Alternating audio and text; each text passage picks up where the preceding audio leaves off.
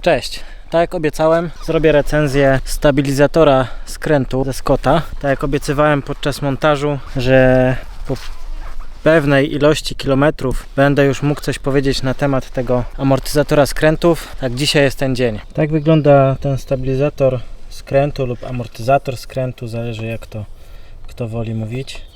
I to, że on działa w przypadku jakichś rajdów czy zawodników profesjonalnych, no to nie trzeba nikogo przekonywać. Wiadomo, że to po prostu działa. I pytanie jest, czy w przypadku takim jak ja na przykład jeżdżę sobie rekreacyjnie, czyli nie ścigam się przez jakieś pustynie Dakar, nie jeżdżę na jakichś rajdach, bo tam wiadomo, że te amortyzatory skrętów to jest po prostu must have, to musi być. Natomiast czy dla kogoś takiego jak ja, który rekreacyjnie gdzieś sobie jeździ, czasami po offroadzie, czy jest warto w ogóle coś takiego kupować, ponieważ cena tego jest naprawdę wysoka i pewnie wiele ludzi się zastanawia, tak samo jak ja się zastanawiałem. Czy w wolnej jeździe w ogóle to będzie miało jakiś sens, czy po prostu przewalę pieniądze, a będzie to działać tylko czasami jak gdzieś szybciej pojadę. Więc pytanie, od kiedy tak naprawdę zaczyna się to opłacać? Czy musimy mieć jakiś specjalny motocykl, czy musimy jakoś specjalnie jeździć, czy cokolwiek innego? I w skrócie, czy pytanie, które powinno się sobie zadać, brzmi, czy jeżdżę w ogóle poza asfaltem? Jeśli tak, to w każdym przypadku warto kupić taki amortyzator skrętu. Naprawdę. Nieważne czy się jeździ szybko, czy wolno, to w każdych tak naprawdę warunkach pomaga. W przypadku szybkiej jazdy, na przykład po takim grząskim terenie, jak teraz widzicie, jest taki kopny piach tu, gdzie ja jestem. Jest on głęboki, czasem jest mokry, czasem suchy. Jest bardzo niestabilne to podłoże tutaj. I w momencie zarówno i szybkiej, i wolnej jazdy to działa po prostu rewelacyjnie, stabilizuje motocykl. Ja zawsze obawiałem się piachu. Nigdy nie lubiłem jeździć w piachu. Zawsze mnie to męczyło, stresowało i nie umiałem jeździć w piachu. To urządzenie sprawiło, że ja po prostu bardzo chętnie przyjeżdżam w takie miejsca jak to, gdzie jest dużo piachu i nie ma już tego problemu. Po prostu jeździ się jak po normalnym terenie. Jak to działa tak w skrócie, bo może jeszcze ktoś nie wie. Załóżmy, że normalnie jechalibyśmy przez taki piach bez stabilizatora skrętu. No i zobaczcie, jakie tutaj są różne nierówności. Tutaj kładami się ślizgają, samochodami, jeepami, motocyklami, wszystkim. No i ten teren jest nierówny. W przypadku najechania opony na przykład na jakąś taką grudkę piachu, kierownica nam dostaje taką siłę impaktu i skręca nam kierownicę.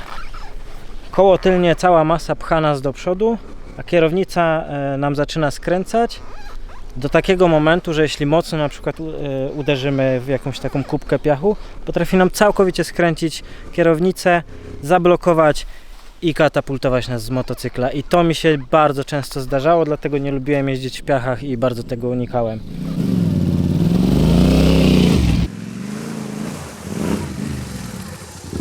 Więc amortyzator skrętu działa w ten sposób, że jeśli najechalibyśmy w coś kołem i kierownica chciałaby bardzo szybko skręcić i na przykład aż do tego momentu, że zablokowałaby się na bok i by nas katapultowała, to tutaj ten amortyzator pochłania tą siłę i tak naprawdę ta kierownica tylko troszkę się nam obróci, a dzięki pędowi ona szybko wróci z powrotem.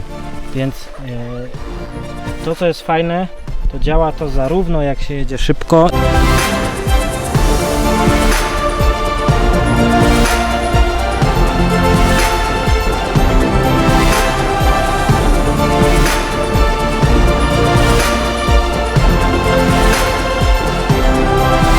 i też jak się jedzie wolno, ponieważ jak jedziemy wolno, ta kierownica bardziej nam goni, prawda? Więc usztywniając ją, ona nie będzie aż tak gonić, więc jadąc wolno mamy bardziej stabilną kierownicę i dzięki temu też nie męczymy się tak, bo Nie musimy tak mocno trzymać kierownicy. Ja też mam zawsze taki problem, że ściskam tą kierownicę, nie potrafię się tego oduczyć. A to też dlatego właśnie, że nieraz miałem takie sytuacje, że mi ta kierownica poleciała na bok, zablokowała się i wyleciałem. A tutaj właśnie okazuje się, że dzięki temu amortyzatorowi to nie my musimy ręką stabilizować tą kierownicę, tylko duża część siły jest pochłonięta amortyzatorem, a my możemy spokojnie rozluźnić ręce i to po prostu wpływa na masę innych rzeczy, dzięki czemu dużo lepiej się nam jedzie. A więc czy warto? Moim zdaniem zdecydowanie warto. Jest to warte każdych pieniędzy. Co prawda jest to bardzo drogie, ale ja sobie zadałem pytanie, jeśli za tą kasę, ile to kosztuje, jeśli za tą kwotę mogę 3 razy w życiu się mniej przewrócić na motorze, to dobra, to wywalam tą kasę. Ale naprawdę 3 razy to w ciągu ostatniej godziny mi tutaj to uratowało dupsko, więc no i sterowanie jest wygodniejsze i bezpieczniejsze, więc jest to warte. Ale ktoś może powiedzieć, no dobra, ale czemu Scott? Przecież mogę sobie kupić odpowiednik Chińczyka na AliExpressie czy jakiejś innej Alibabie i za 1/3 ceny będę miał to samo. No i nie do końca. W sensie ja generalnie nie jestem zwolennikiem chińszczyzny, ponieważ mnie na nią nie stać. Ja wiem, że takie rzeczy chińskie, jeśli się je używa, to one się szybko zużywają, szybko się psują, są awaryjne i prawdopodobnie część z osób, które kupiła Chińczyka, już po roku musieli wymieniać albo były jakieś wycieki oleju z tego, albo przestawało to działać. Poza tym to jest część, która ingeruje bezpośrednio w zachowanie motocykla, w kierownicę. I ja bym tutaj nie dawał po prostu swojego życia zawierzać jakiemuś tam chińskiemu dziadostwu.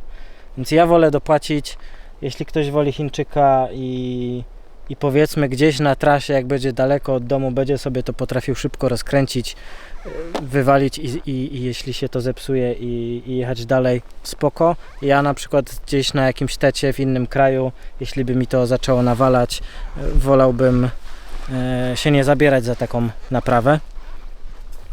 To jest raz. Dwa, no ze względów tam swoich ideologicznych, to ja nie bardzo jestem w ogóle zwolennikiem wspierania chińskiej gospodarki, ale to nie jest odcinek na ten temat. I po trzecie, tak jak powiedziałem, w tym jest olej. I ten olej należy wymieniać i o to należy dbać. To nie jest urządzenie, które sobie raz zamontujemy i heja, będzie super. Z tego co pamiętam, to chyba co 2 lata się powinno wymienić olej. Podejrzewam, że Chińczyki to tam leją wodę, a nie olej. I na pewno to nie jest takiej jakości jak tutaj. No myślę, że nie ma co więcej o tym gadać. Ja jestem zwolennikiem oryginalnych, a nie kradzionych rozwiązań. Ok, a jak wysterować to cudo? Ktoś się może zapytać. Otóż do sterowania mamy tutaj 3 elementy. Tu ustawiamy tak naprawdę twardość, siłę oporu. To jest siła oporu, z jaką działa to urządzenie, czyli domyślnie bez tego urządzenia, uderzając w kierownicę, uderzając w koło, kierownica nie ma żadnego oporu, po prostu się skręca. Domyślnie tutaj w połowie to są chyba 3 pełne obroty, maksimum jest 6, czyli w 3 obrotach pełnych tego oporu ta kierownica już stawia wyodczuwalny opór i jest on po prostu już od zwykłego łagodnego skręcania, tak samo przy jakichś gwałtowniejszych to działa. No i tak naprawdę im mocniejsze to uderzenie, tym jakby mocniejszy jest opór, jaki to stawia. Domyślne ustawienie jest takie, że przynajmniej w tenerce jeździ się ok. Jeździ się zarówno na asfalcie i w terenie bezproblemowo. Natomiast już na przykład przy pełnym jednym obrocie, czyli o 8 klików, podczas jazdy w takim terenie no ta kierownica jest naprawdę sztywna. Nie ma prawie że możliwości, żeby ona gdzieś tam bujała bardziej. Tak samo jeśli się jedzie przez jakąś pustynię, no to jak jechałem przez takie piaski bezdroża po prostu, po bezdrożach, to przy jednym takim obrocie już kierownica w ogóle nie wężykowała i taki po prostu przez cały czas był taki swing całego motocykla, bardzo powolny, więc motocykl był stabilny, natomiast no już ciężej się skręcało, no nie? Więc wyjeżdżając z piasków, na przykład od razu na asfalt, no to nie można było praktycznie jakby, znaczy no nie, że nie można, bo to nie blokowało, tylko ciężko ta kierownica faktycznie chodziła, nie? Czyli było to czuć, że jest ten opór domyślnie już od najmniejszej siły po prostu, jaka atakuje kierownicę, od najmniejszej siły już to jest czuć ten opór i na asfalcie, na jednym takim obrocie no w ogóle cała geometria motocykla się inaczej zachowuje. Nie jest to jakby przyjemne, dlatego fajne jest to, że można sobie tym sterować w dowolnym momencie, czyli jedziemy po asfalcie, ustawiamy sobie na domyślne ustawienie, wjeżdżamy na przykład na taką trasę, jak ja jestem teraz, czyli są jakieś piaski, ale za chwilę są jakieś korzenie, jest jakaś trawa, jakieś błoto, ten teren się tu zmienia cały czas. No to ja dzisiaj jeździłem na 2 bądź 3 klikach, czyli raz,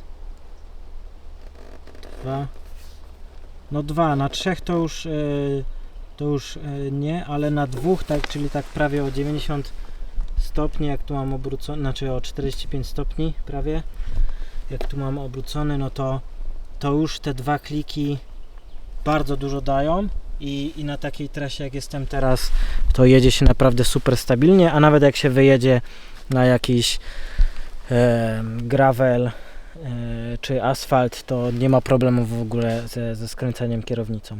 Jest ona bardzo stabilna.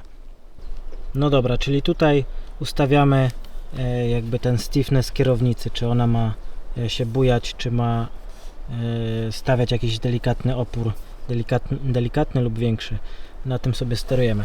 Druga rzecz do sterowania to jest high speed valve, czyli śrubeczka, którą tu widzicie. Ona nie ma klików, można nią kręcić podobnie w prawo lub w lewo. Powinno się kręcić o 1/8 obrotu. Zakryjemy to sobie, bo już widzieliście, jak to wygląda, ale działa to w taki sposób, że reaguje to na nagłe, gwałtowne uderzenia, czyli takie spajki, jakbyśmy widzieli na wykresie. Jeśli na przykład bardzo szybko jedziemy i gdzieś uderzymy w jakiś korzeń na przykład i tą kierownica dostanie bardzo szybkiego takiego uderzenia, że normalnie by nas po prostu katapultowało, bo by skręciło kierownicę i zablokowało, to tym sterujemy, jak bardzo amortyzator ma działać w momencie takiego uderzenia. Te 2 elementy sterujące są ze sobą powiązane. Jeśli domyślnie zrobimy, na przykład tam jest chyba 20 klików w lewo counterclockwise, żeby przestało działać to ustawienie, to wciąż będzie działać, czyli wyłączając to, kierownica nasza nie będzie miała żadnych oporów, ale będzie stawiać opór w momencie nagłego, szybkiego uderzenia. I im bardziej na przykład ustawimy sobie to, że ma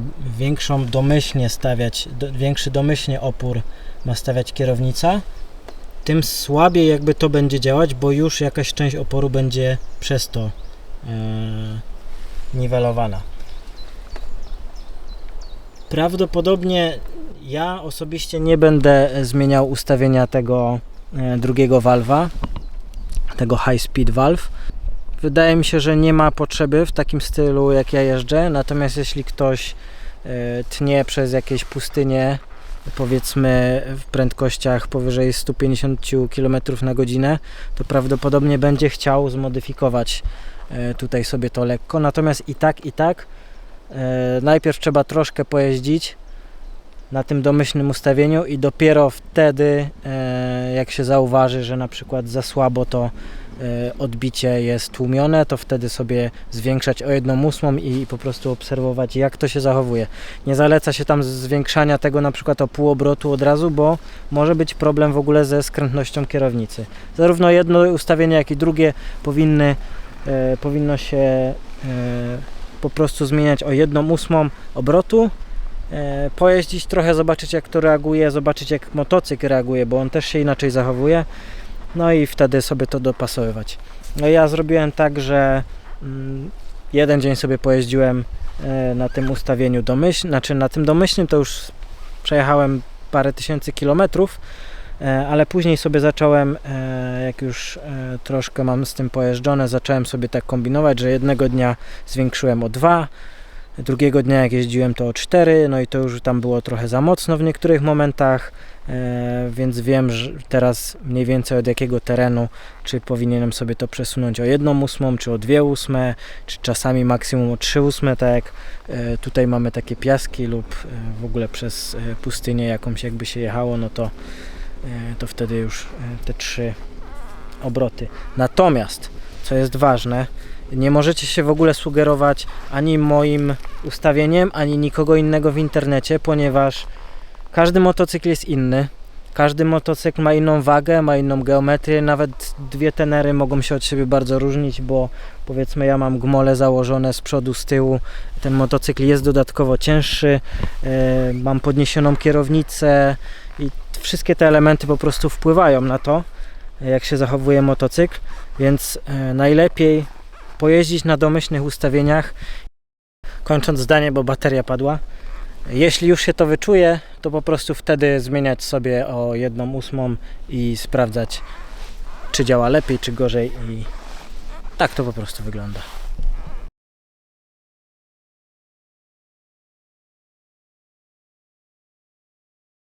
Jest jeszcze jedno ustawienie oprócz tych dwóch. Jest to ta malutka śrubeczka tutaj. Tak jak widzicie, ona ma takie wyżłobienie, taką kuleczkę.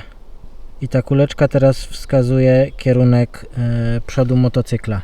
To ustawienie ma cztery kierunki, czyli teraz jest skierowana w prawo. Może być jeszcze skierowana o 45 stopni, jeśli ją obrócimy, to będzie kuleczka skierowana do góry, czyli na godzinę 12, teraz jest na godzinie 3, na godzinie 6, jeśli będzie na dole, i na 9 po lewej stronie. I to ustawienie jej definiuje kąt, pod jakim ma działać amortyzator. Domyślnie, jeśli to jest ustawione do przodu w prawo, czy na godzinę 3, to ten kąt wynosi 54 stopnie. Do góry, jeśli będzie ustawione, to jest 44 stopnie, czyli się zwęży. W lewo, jeśli będzie ustawione, 34 stopnie, a jeśli jest skierowane na dół, to zakres jest do 90 stopni. Wydaje mi się, że domyślnie 54 stopnie to jest bardzo dobrze trafione. Raczej nie ma sensu tego zmieniać. W zależności, może jak ktoś jeździ na przykład na torach, to będzie to chciał zmienić, natomiast do takiej normalnej jazdy myślę, że to jest dobre ustawienie. I dlaczego nie jest to pełen zakres? To jest ważne, ponieważ jeśli chcemy na przykład pokonywać ciasne zakręty i skręcać tą kierownicą do oporu, w prawo, w lewo, tam i z powrotem, to ten zakres, kiedy już mamy bardzo skręconą kierownicę, wtedy ten amortyzator nie działa, więc możemy łatwo wyprostowywać tą kierownicę i manewrować. Dzięki temu nie męczą się nam ręce i tak samo na asfalcie jazda po ciasnych jakichś zakrętach nie będzie nas tak męczyć, ponieważ jeśli już wyjedziemy poza ten zakres, to kierownica łatwo sobie goni. Wspomniałem jeszcze o oleju. Scott zaleca wymianę oleju co 2 lata przy normalnym trybie jazdy, czyli podejrzewam, że tak jak jeżdżę, to też będę wymieniał co 2 lata. I to, co jest ważne, można to zrobić samemu. Scott zaleca używanie ich oleju, żeby właściwości amortyzatora były zawsze takie same, aczkolwiek można użyć jakichś innych olei. Instrukcje można pobrać z ich strony, więc pewnie też jak będę musiał, to nagram taką wymianę. Zobaczymy, jak to wygląda. I chyba tam jest jakieś narzędzie od nich do kupienia, żeby link arm wyciągnąć. Zobaczę, jak będę wymieniał, o co w tym chodzi, i wtedy w filmiku dam Wam znać. Także w skrócie bardzo polecam Scotta. Bardzo polecam amortyzator skrętu, jest to totalne ułatwienie do jazdy w terenie, nieważne czy jeździmy na rajdach, czy jeździmy rekreacyjnie. W każdych warunkach zawsze to pomaga i jestem mega zadowolony z tego zakupu, nie żałuję ani złotówki. Polecam, jeśli podobała się Wam ta recenzja i jeśli chcielibyście więcej takich filmików, gdzie coś opisuję z mojego motocykla, bądź też jeśli macie jakieś pytania, subskrybujcie, tam pytajcie w komentarzach i do zobaczenia w następnym. Hejka!